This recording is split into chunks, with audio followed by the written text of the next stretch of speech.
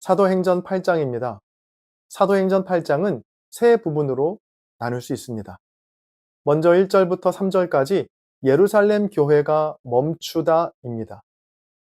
스데반의 순교 직후 예루살렘 교회는 사울을 앞세운 대대적인 잔멸과 박해가 휘몰아칩니다. 이로 인해 사도들을 제외한 모든 성도가 유대와 사마리아 모든 땅으로 사방으로 흩어지게 되죠.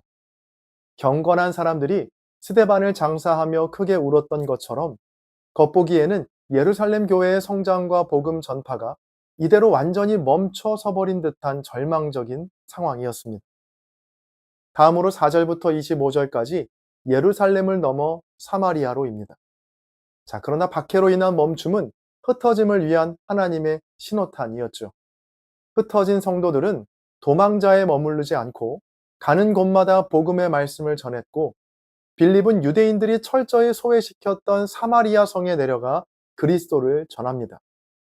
또 마술사 시몬의 속임수에 사로잡혀 있던 사마리아인들은 빌립이 행하는 진짜 기적과 표적을 보며 큰 기쁨 속에 세례를 받게 되죠. 이후 예루살렘 교회가 보낸 베드로와 요한이 안수하자 사마리아인들에게도 성령이 임하십니다. 이 베드로 사도는 돈으로 성령의 능력을 사려던 마술사 시몬의 탐욕을 책망합니다. 이렇게 복음은 사마리아 땅까지 전해지게 됩니다. 마지막으로 26절부터 40절까지 사마리아를 넘어 땅끝까지입니다.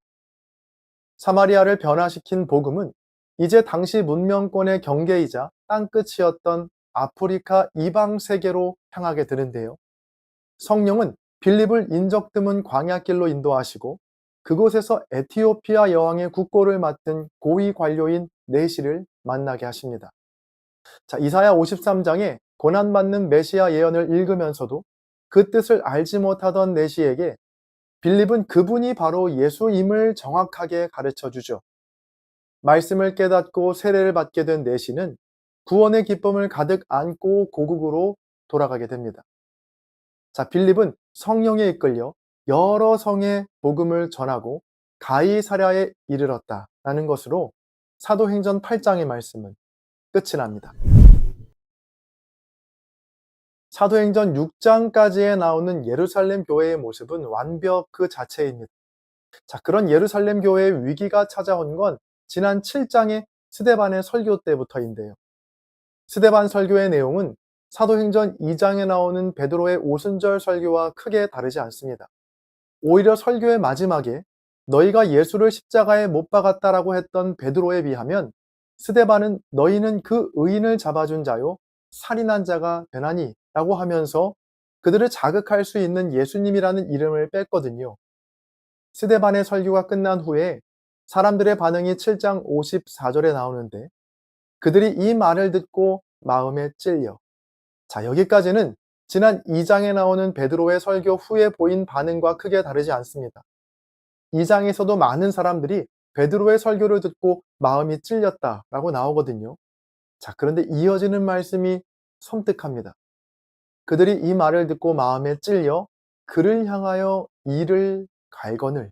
마음이 찔린 것까지는 똑같았지만 그 뒤에 보인 반응은 정반대였죠. 베드로의 설교 앞에서는 어찌할꼬 하며 회심했던 백성들이 스데반의 설교 앞에서는 이를 갈며 스데반을 돌로 쳐 죽이는 끔찍한 일을 저지르게 됩니다. 그렇게 초대교회 7 일꾼 중 한 명이었던 스데반은 돌에 맞아 죽게 되죠. 예루살렘 교회에 순교의 피가 뿌려지게 된 겁니다.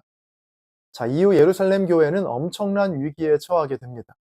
이번 위기는 이전의 위기와는 많이 달랐습니다. 지난 6장까지는 크고 작은 위기가 생길 때마다 그 위기를 잘 극복하여서 성장과 부흥의 기회로 삼았던 반면에 이 7장과 오늘 8장에서 만난 위기는 이전과는 비교할 수 없는 큰 위기였거든요. 1절입니다.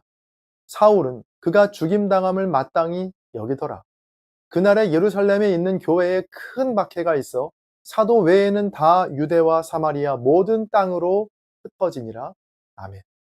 스데반의 죽음으로 예루살렘 교회는 걷잡을 수 없을 만큼 큰 어려움에 빠집니다. 당시 예루살렘 교회의 상황이 얼마나 나빴는지 단적으로 보여주는 예가 바로 이 사울의 등장인데요. 온 교회가 스데반의 순교로 슬퍼할 그때 청년 사울은 교회를 없애려고 날뛰었습니다. 자, 그런데 누구도 그 사울을 막아서는 자가 없었죠. 사울 한 명에 의해 온 교회가 쑥대밭이 된 것이죠. 만약 여러분이 당시 예루살렘 교회의 지도자 혹은 교인이라고 생각해 보세요. 얼마나 혼란스럽고 또 이해가 되지 않았을까요? 사도행전 1장부터 크고 작은 어려움을 잘 이겨온 예루살렘 교회였습니다.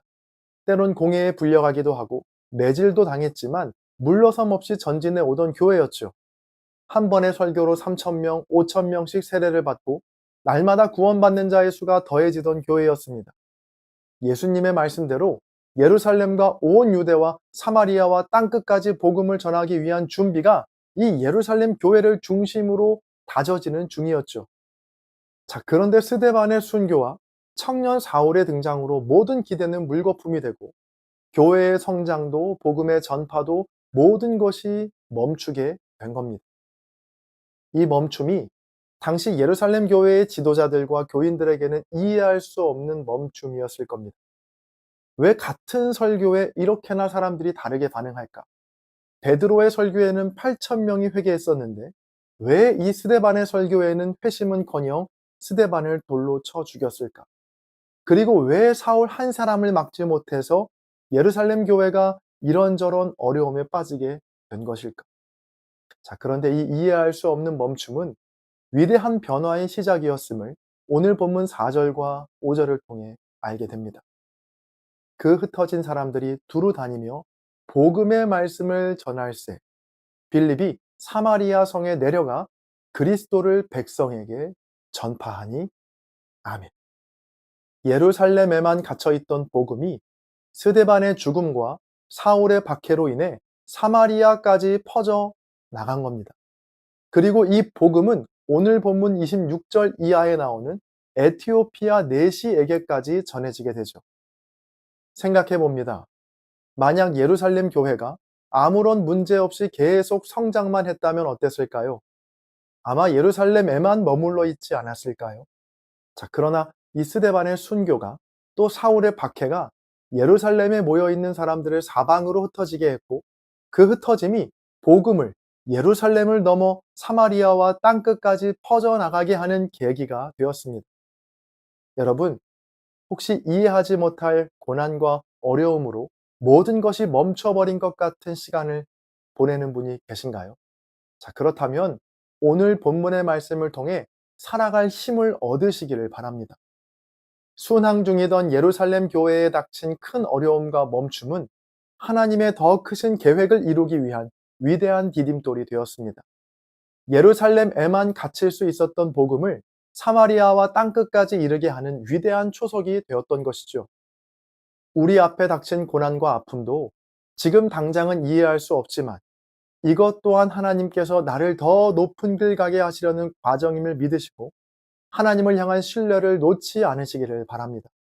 이러한 믿음으로 어떤 어려움과 멈춤의 순간에도 끝까지 하나님 붙드시는 저와 여러분 모두가 되시기를 주님의 이름으로 간절히 축원합니다. 사도행전 9장입니다. 사도행전 9장은 크게 세 부분으로 나눌 수 있습니다. 먼저 1절부터 19절까지 박해자 사울, 전도자가 되다입니다. 사울은 스데반의 순교 이후에도 교회를 향한 박해를 멈추지 않았습니다. 그는 다메섹에 있는 그리스도인들까지 체포하기 위해 대제사장의 공문을 받아 길을 나서죠. 자, 그러나 다메섹으로 가던 중 부활하신 예수님을 만나게 됩니다. 하늘로부터 비치는 강한 빛 앞에 엎드러진 사울은 사울아 사울아 네가 어찌하여 나를 박해하느냐 라는 주님의 음성을 듣게 되죠. 자신이 박해하던 예수님께서 살아계신 주님이심을 깨달은 사울은 눈이 먼 채 다메섹으로 들어가게 됩니다. 한편 하나님은 다메섹의 제자 아나니아를 보내어 사울을 찾아가게 하십니다. 사울을 두려워하던 아나니아였지만 하나님께서는 사울이 이방인과 임금들과 이스라엘 자손들에게 복음을 전하도록 택하신 나의 그릇이다라고 말씀하셨죠. 결국 아나니아의 안수를 통해 사울은 다시 보게 되고 성령을 받으며 세례를 받게 됩니다. 교회를 무너뜨리려 했던 박해자 사울은 이제 복음을 전하는 전도자로 변화하게 되죠. 다음으로 20절부터 31절까지 전도자 사울 박해를 받다입니다. 회심한 사울은 곧바로 여러 회당에서 예수께서 하나님의 아들 되심을 전하기 시작합니다.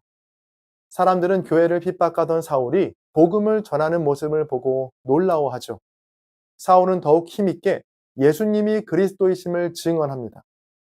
하지만 과거에 자신이 교회를 박해했던 것처럼 이제는 복음을 전하는 사울이 박해의 대상이 됩니다. 유대인들은 사울을 죽이기로 결의하고 그를 감시하지만 제자들의 도움으로 사울은 성벽 아래 광주리를 타고 탈출하게 됩니다. 예루살렘에 도착한 후에도 제자들은 그를 경계했지만 바나바가 그의 회심과 사역을 증언함으로 공동체의 일원으로 받아들여지게 됩니다. 이후에도 사울은 담대히 복음을 전하지만 또다시 죽음의 위협을 받게 되었고 형제들은 그를 다소로 보내게 됩니다. 이렇게 교회는 든든히 세워지고 더욱 성장하게 됩니다. 마지막으로 32절부터 43절까지 사도 베드로 복음을 확장하다입니다. 사울이 복음을 전하던 그때 사도 베드로도 복음 증거에 매진하는데요. 베드로는 룻다를 방문하던 중 8년 동안 중풍병으로 누워있던 애니아를 만나게 됩니다. 자, 그는 예수 그리스도께서 너를 낫게 하신다 라고 선포했고 애니아는 즉시 일어나게 되죠. 이 사건을 목격한 룻다와 사론의 많은 사람들이 주님께 돌아오게 되었습니다. 이어 베드로는 요바에 있는 다비다의 죽음 소식을 듣고 그곳으로 또 향하게 됩니다. 자, 베드로는 기도한 후에 다비다야 일어나라 라고 말했고 죽었던 다비다는 다시 살아나게 되죠. 이 일이 온 요바에 알려지자 많은 사람들이 주님을 믿게 됩니다. 베드로는 이후 요바의 무두장이 시몬의 집에 머물게 되었다라는 것으로 사도행전 9장의 말씀은 끝이 납니다. 사도행전 9장에 보면 머릿속에는 온통 분노와 정죄뿐인 살기등등한 한 사람이 등장합니다. 바로 청년 사울이었죠. 이 사울은 우리가 잘 아는 사도 바울의 히브리식 이름인데요. 사울이 얼마나 잔혹한 사람이었느냐 하면 그가 예루살렘 교회를 박해한 시점을 보면 알 수 있습니다. 그가 예루살렘 교회를 없애기 위해 집집마다 들어가 닥치는 대로 그리스도인들을 옥에 넘겼던 때가 바로 스데반의 죽음 직후입니다. 그는 예루살렘 박해로 만족하지 않고 다메섹, 즉 다마스쿠스로 향하는데요. 그의 손에는 그리스도인들을 마음대로 잡아들일 수 있는 공문, 즉 체포 영장이 있었고 그의 두 발은 빠르게 다메섹을 향하고 있었습니다. 그렇게 다메섹에 가까이 이르렀을 때 사울은 그의 인생을 뒤바꾼 엄청난 경험을 하게 되죠. 바로 예수님을 만나게 된 건데요. 3절부터 5절까지의 말씀입니다. 사울이 길을 가다가 다메섹에 가까이 이르더니 호련히 하늘로부터 빛이 그를 둘러 비추는지라. 땅에 엎드러져 들음에 소리가 있어 이르시되 사울아 사울아 내가 어찌하여 나를 박해하느냐 하시거늘 대답하되 주여 누구시니이까 이르시되 나는 내가 박해하는 예수라. 아멘. 이전까지 사울에게 예수님은 그저 무능하고 허상에 불과한 가짜였습니다. 예수는 그저 힘없이 십자가에서 죽은 죄인일 뿐 부활과 메시아, 하나님의 아들이라는 말은 그를 따르던 제자들이 만들어낸 거짓말이라고 생각했던 것이죠.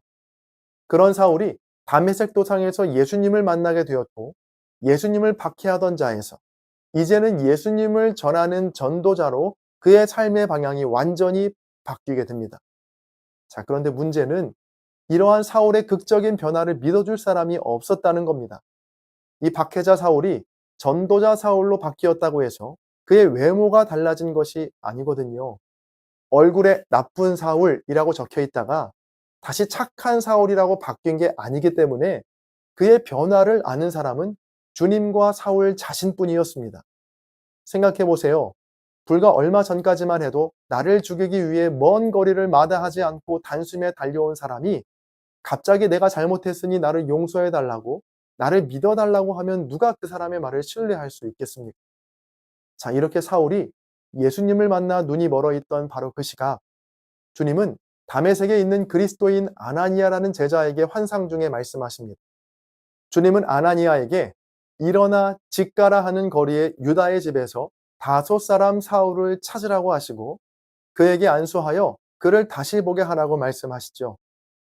아나니아는 다섯 사람 사울이라는 이름을 듣자마자 펄쩍 뛰며 말합니다.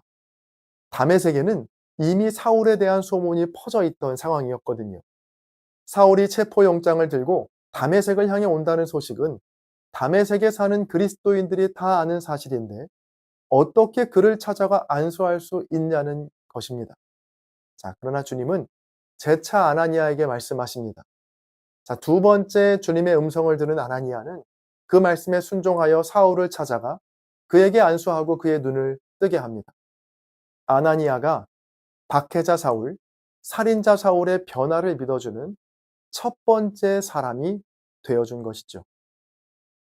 아나니아가 사울을 찾아갔을 때 사울은 눈이 멀어 있었죠. 아나니아의 입장에서 이 모든 일이 박해자 사울이 단지 눈을 뜨기 위해 벌인 연극이라고도 의심할 수 있었습니다. 눈이 멀지 않았다면 다메섹으로 들어와 그리스도인들을 겁박하고 예루살렘으로 끌고 갔을 사울입니다. 혹시라도 눈을 뜬 후에 생각을 달리해서 다시 박해자 사울로 돌아갈지도 모르는 상황이었죠. 만약 그렇다면 가장 첫 번째 피해자는 아나니아가 되었을 겁니다. 그런 급박하고 두려운 상황 속에서 아나니아는 오직 주님의 말씀에 순종해서 사울을 위한 한 사람이 되기로, 그의 변화를 믿어주는 단 한 사람이 되기로 결심한 겁니다. 17절입니다. 아나니아가 떠나 그 집에 들어가서 그에게 안수하여 이르되 형제 사울아, 주 곧 내가 오는 길에서 나타나셨던 예수께서 나를 보내어 너로 다시 보게 하시고 성령으로 충만하게 하신다 하니 아멘. 사울의 변화를 믿어준 한 사람, 이 아나니아로 인해 기독교 역사상 가장 위대한 전도자라고 불리는 사도 바울의 사역이 시작됩니다. 여러분, 우리 시대에 더 이상 사도 바울과 같은 위대한 전도자가 나타나지 않는 건 하나님의 능력이 약해져서도 아니고 복음의 위력이 시효를 다했기 때문도 아닙니다. 하나님의 말씀을 신뢰하며 아직은 미숙하고 모난 부분이 많았던 이 청년 사울에게 찾아가 세례를 베풀었던 이 아나니아와 같은 한 사람이 없기 때문이 아닐까요? 저와 여러분 모두가 사도 바울이 될 수는 없어도 아나니아는 될 수 있습니다. 분노와 살기로 등등했던 청년 사울에게 찾아가 무조건적인 신뢰와 사랑으로 세례를 베풀었던 아나니아처럼 아직은 부족한 것이 많아 보이는 나의 믿음의 식구들, 또 나의 자녀와 나의 손주, 그리고 다음 세대들을 조건 없이 믿어주고 격려해주는 그 한 사람이 되어주시기를 주의 이름으로 간절히 바랍니다. 그럴 때 한 사람을 통해 한 민족을 변화시키는 하나님의 놀라운 역사가 바로 여러분을 통해서 다시 나타나게 될 줄로 믿습니다. 사도행전 10장입니다. 사도행전 10장은 두 부분으로 나눌 수 있습니다. 먼저 1절부터 23절 상반절까지 고넬료 하나님의 인도하심을 받다입니다. 가이사랴에 로마 군대의 백부장인 고넬료가 있었습니다. 그는 이방인이었지만 하나님을 경외하며 온 집안과 함께 하나님을 섬겼고 백성들을 구제하며 항상 기도하던 사람이었죠. 어느 날 고넬료는 기도하던 중 천사가 나타나 그의 기도와 구제가 하나님 앞에 상달되었다라는 환상을 보게 되었고 요바에 있는 베드로를 초청하라는 명령을 듣게 됩니다. 고넬료는 즉시 사람들을 보내 베드로를 찾게 하죠. 한편 다음 날 베드로는 기도하러 지붕에 올라갔다가 환상을 보게 되는데요. 하늘에서 큰 보자기 같은 그릇이 내려오고 그 안에는 각종 짐승들이 있었는데 하나님께서는 그것들을 잡아먹으라고 말씀하십니다. 베드로는 율법상 부정한 것은 먹을 수 없다라고 거절했지만 하나님께서는 하나님께서 깨끗하게 하신 것을 속되다 하지 말라라고 말씀하시죠. 이 환상이 3번 반복된 후 마침 고넬료가 보낸 사람들이 도착합니다. 성령께서는 베드로에게 그들과 함께 가라고 말씀하셨고 베드로는 그들을 맞아들여 함께 머무르게 되죠. 다음으로 23절 하반절부터 48절까지 베드로 이방인에게 복음을 전하다입니다. 베드로는 고넬료가 보낸 사람들과 함께 가이사랴로 향합니다. 고넬료는 친척들과 가까운 친구들을 모아 베드로를 기다리고 있었고 베드로를 보자 그의 발 앞에 엎드려 절하죠. 자, 그러나 베드로는 자신도 사람일 뿐이라면서 그를 일으켜 세웁니다. 이어 베드로는 유대인들이 이방인과 교제하는 것을 금하던 관습이 있었지만 하나님께서 어떤 사람도 속되거나 부정하다고 하지 말라고 자신에게 가르쳐 주셨다라고 말하죠. 고넬료는 자신이 본 환상과 베드로를 초청하게 된 과정을 설명하며 하나님의 말씀을 듣고자 모였다라고 말합니다. 이에 베드로는 하나님께서 사람을 외모로 취하지 않으시고 각 나라 가운데서 하나님을 경외하며 의를 행하는 사람을 받으신다라고 선포합니다. 자, 그리고 예수 그리스도의 생애와 죽음, 부활을 증언하며 그를 믿는 자마다 죄 사함을 받는다라고 전하죠. 베드로가 말씀을 전하는 동안 성령께서 듣는 모든 사람에게 임하셨고 함께 온 유대인 신자들은 이방인들에게도 성령이 부어지는 것을 보고 깜짝 놀라게 됩니다. 결국 베드로는 그들에게 세례를 베풀고 고넬료의 집에 머물렀다 라는 것으로 사도행전 10장의 말씀은 끝이 납니다. 오늘 본문은 베드로 사도가 이방인이었던 고넬료에게 찾아가서 그에게 복음을 전하고 세례를 베푸는 내용입니다. 자, 그런데 상식적으로 생각해 보면 고넬료를 전도하는 사람으로 베드로보다는 바로 앞장에서 회심한 바울이 되어야 더 자연스럽습니다. 헬라적 배경과 로마의 시민권을 갖고 있던 바울이 로마 군대의 장교였던 고넬료에게 복음을 전하는 것이 훨씬 더 효과적으로 보이죠. 그런데 하나님의 생각은 우리의 생각과는 다릅니다. 하나님은 바울이 아니라 베드로를 보내셔서 고넬료에게 복음을 듣게 하십니다. 베드로와 고넬료와의 만남은 오늘 우리에게도 귀한 깨달음을 줍니다. 자, 그건 하나님은 우리의 생각과 경험을 뛰어넘어 일하시는 분이시라는 겁니다. 우리는 때때로 하나님을 내 생각과 경험의 틀 속에 가두곤 하죠. 하나님을 믿는다고 말은 하지만 실은 내 생각에는 내가 해봤는데 라는 말로 하나님의 역사를 방해하곤 합니다. 정통 유대인이었던 베드로를 통해서 로마 군대의 장교인 이방인 고넬료가 복음을 듣고 회심한다? 정말 상상도 못할 일이었죠. 사람의 생각으론 도저히 불가능한 만남이 바로 베드로와 고넬료와의 만남이었습니다. 이 고넬료는 인간적으로 보기에 참 매력적인 사람이죠. 본문 1절과 2절입니다. 먼저 그의 직업은 로마 군대의 장교였습니다. 또 2절에 보면 경건했다라고 나오고 자신뿐 아니라 온 집안과 더불어서 하나님을 경외하고 백성들을 많이 구제하고 기도하는 사람이었다라고 나오죠. 로마 군대의 장교라는 힘 있는 자리에 있었음에도 불구하고 하나님을 두려워하고 백성들도 구제하는 아주 착하고 덕망 있는 장수였던 겁니다. 오늘 본문 22절에 보면 유대의 온 족속이 고넬료를 칭찬했다라고 나오는데요. 한마디로 남부러울 것이 없는 사람이었습니다. 직업도 훌륭하죠. 인품도 훌륭하죠. 약한 사람들도 도왔죠. 얼마나 멋집니까? 사회에서 이런 사람들을 만나면 예수님을 믿는 사람보다 훨씬 더 훌륭해 보여서 그에게 복음을 전하기가 민망할 때가 있습니다. 그런데 오늘 성경은 뭐라고 말씀하고 있나요? 이처럼 모자란 것 없어 보이는 고넬료에게도 예수님이 필요하다는 겁니다.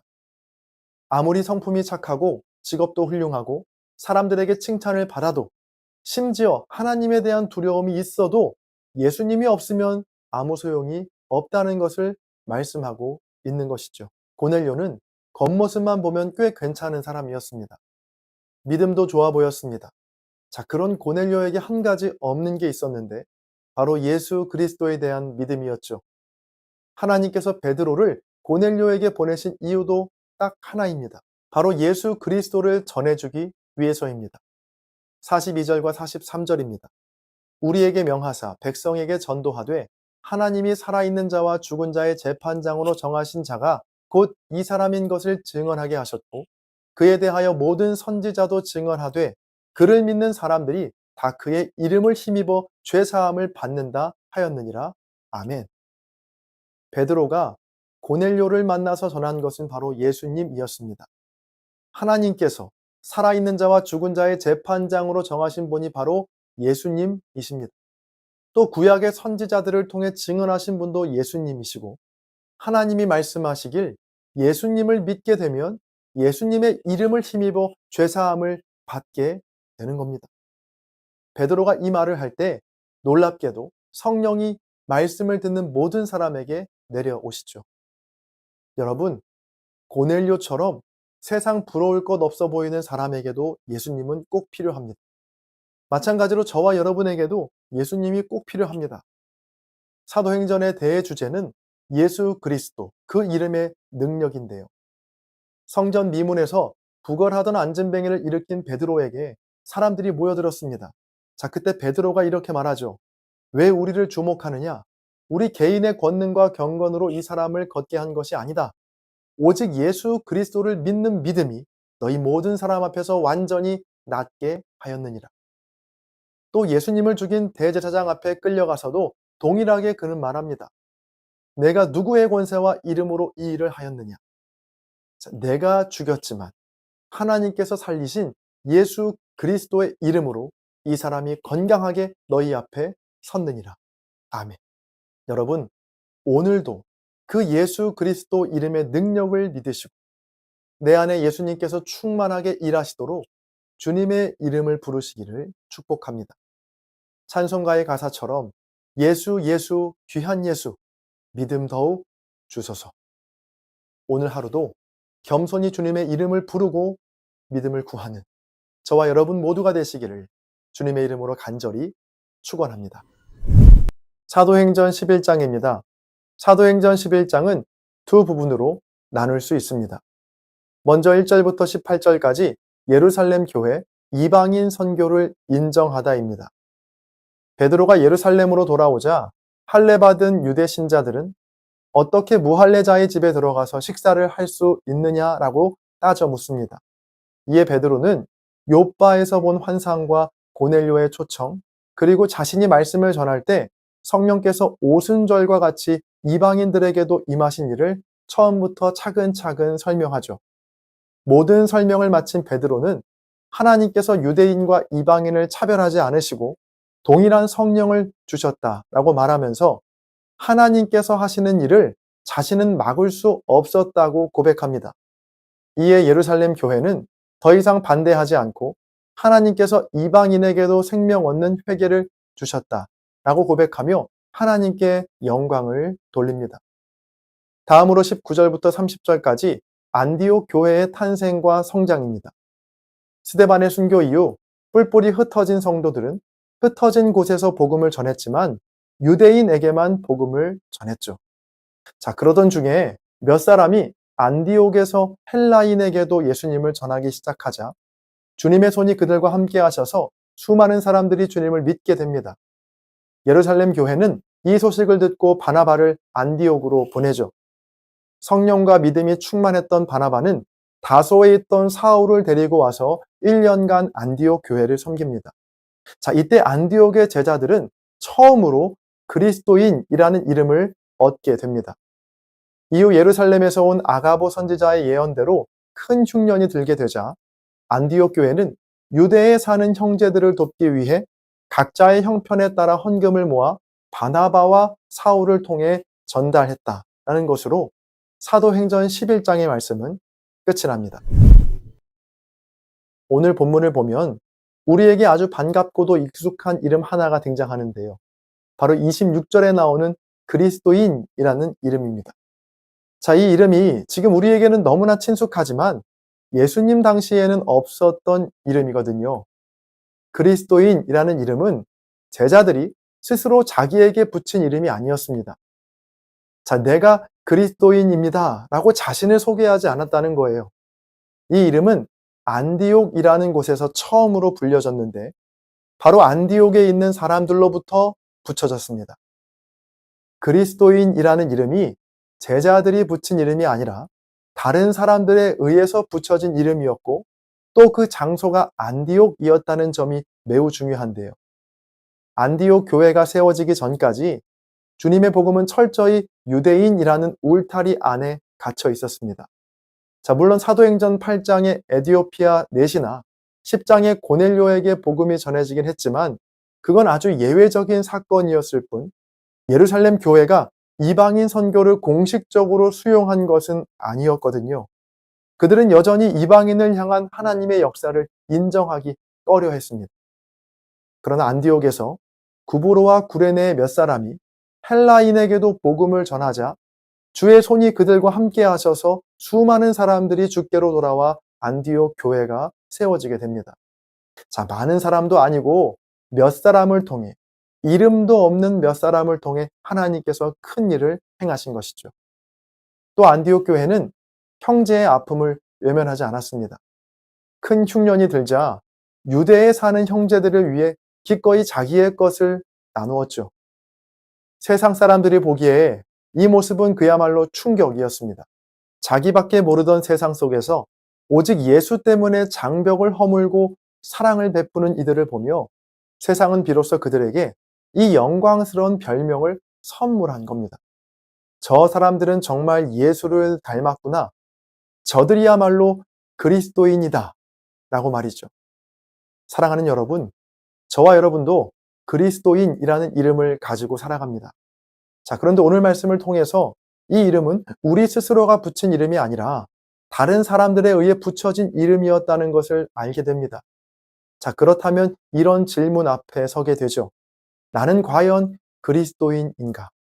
주변 사람들로부터 저 사람은 그리스도인이다 라고 불려지고 있는가? 오늘 말씀에 비추어서 우리의 말과 행실을 한번 돌아보면 어떨까요? 모두가 예루살렘 교회의 눈치만 보면서 이방인에게 복음 전하기를 꺼려했던 그때 몇 사람이 안디옥에서 헬라인에게 주님의 복음을 전했고 그것이 안디옥 교회의 시작이 되었습니다. 유대인과 이방인이 함께 예배하며 서로를 사랑했고 어제까지만 해도 남으로 지냈던 유대의 형제들의 아픔을 위해 자기의 소유를 기꺼이 나누었죠. 바로 이런 삶이 그들을 그리스도인이라고 불리게 했던 겁니다. 저와 여러분 모두도 이 세상 속에서 안디옥 교회의 제자들처럼 주변 사람들로부터 그리스도인이라고 불림받는 주님의 사람들 다 되시기를 간절히 축복합니다. 사도행전 12장입니다. 사도행전 12장은 두 부분으로 나눌 수 있습니다. 먼저 1절부터 19절까지 헤롯의 박해와 베드로의 구원입니다. 헤롯 아그리파 1세는 유대인들의 환심을 사기 위해 교회를 박해하기 시작합니다. 그는 먼저 요한의 형제인 사도 야고보를 칼로 죽였고 유대인들이 기뻐하는 것을 보자 이번에는 베드로까지 붙잡아 감옥에 가두죠. 이에 교회는 베드로를 위해 하나님께 간절히 기도합니다. 처형을 하루 앞둔 밤 주의 천사가 나타나 베드로를 깨우고 쇠사슬을 풀어 감옥 밖으로 인도합니다. 처음에는 환상인 줄 알았던 베드로는 감옥을 완전히 빠져나온 뒤에야 하나님께서 자신을 헤롯의 손에서 건져내셨음을 깨닫습니다. 베드로는 성도들이 모여 기도하고 있던 마가라 하는 요한의 어머니 마리아의 집으로 갑니다. 이 로데라는 여종이 베드로의 음성을 듣고 너무 기쁜 나머지 문도 열지 않고 달려가서 성도들에게 알리지만 성도들은 그 말을 믿지 못합니다. 그러나 문을 열어 베드로를 보고 모두 크게 놀라죠. 베드로는 하나님께서 자신을 구원하신 일을 전한 뒤에 다른 곳으로 떠납니다. 다음으로 20절부터 25절까지 헤롯의 죽음과 말씀의 흥왕입니다. 헤롯이 두로와 시돈 사람들 앞에서 연설을 하자 백성들은 신의 소리요 사람의 소리가 아니다라고 그를 높이죠. 그러나 헤롯은 하나님께 영광을 돌리지 않았고 주의 사자가 그를 쳐서 벌레에게 먹혀 죽게 됩니다. 자, 반면 하나님의 말씀은 계속 자라가며 더욱 흥왕하였고 바나바와 사울은 부재 사역을 마친 뒤 안디옥으로 돌아가는 것으로 사도행전 12장의 말씀은 끝이 납니다. 오늘 본문에서 제가 주목하여 본 구절은 15절이었는데요. 15절 말씀입니다. 그들이 말하되 내가 미쳤다 하나 여자아이는 힘써 말하되 참말이라 하니 그들이 말하되 그러면 그의 천사라 하더라. 아멘. 이 장면은 예루살렘 교회에 로데라는 이름의 한 여자아이가 베드로의 음성을 듣고 너무나 기쁜 나머지 문도 열지 않고 기도하던 성도들에게 달려가서 베드로가 대문 밖에 있다고 말하자 성도들이 보인 반응인데요. 성도들은 로데라는 여자아이의 말을 믿지 않았고 그 아이에게 미쳤다라고 말하고 있죠.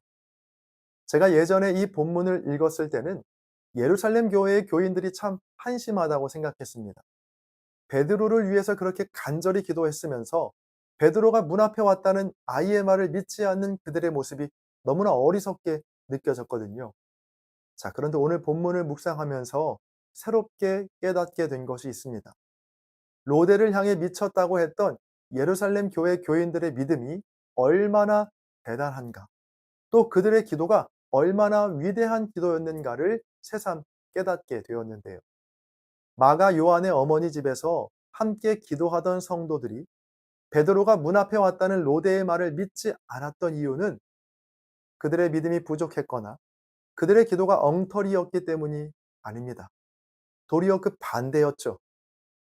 사도행전 4장에 보면 초대교회 성도들의 놀라운 기도가 나옵니다. 4장 29절입니다. 주여, 이제도 그들의 위협함을 굽어보시옵고 또 종들로 하여금 담대히 하나님의 말씀을 전하게 하여 주시오며.